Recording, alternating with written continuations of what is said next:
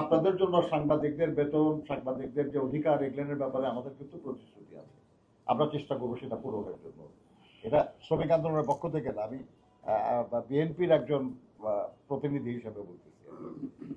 বন্ধুগণ, একটা জিনিস মনে রাখবেন আর কি, যে ইতিহাস হলো এই 1886 সালে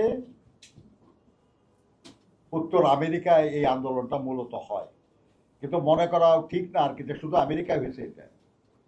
ওই একই সময়ে এমনকি কলকাতার হাওড়ায় রেল শ্রমিকরা আন্দোলন করেছে 8 ঘন্টা কাজের দাবিতে।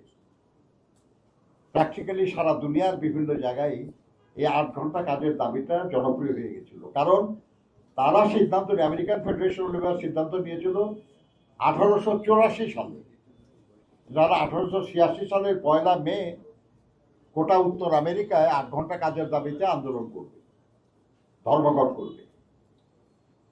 এটা আন্দোলনটা এত জনপ্রিয় হয়ে গেছিল যে সারা দুনিয়ার বিভিন্ন জায়গায় এই একই দাবিতে আন্দোলন শুরু হয়েছিল।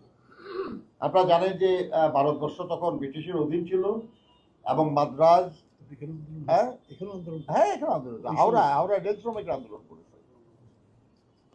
এমনকি তখনকার দিনে আমাদের দেশে শুধু টেক্সটাইল একটা ইন্ডাস্ট্রি ছিল, আমাদের এই পূর্ব বাংলা যেটা ছিল, যেটা পূর্ব পাকিস্তান এবং পরে বাংলাদেশ হয়, এখানে তখন শুধু মোহিনী মিলস কিংবা এই যে তোমার এই লক্ষ্মীনারায়ণ, চিত্তরঞ্জন, এরকম কিছু এরা মানে কেবল বোধহয় হচ্ছে, তখন রেল লাইন বসানো কেবল শুরু হয়েছে আসলে।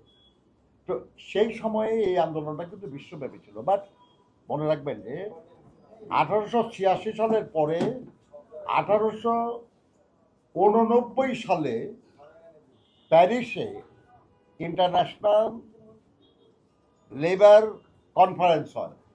আইএলও না, ইন্টারন্যাশনাল লেবার কনফারেন্স।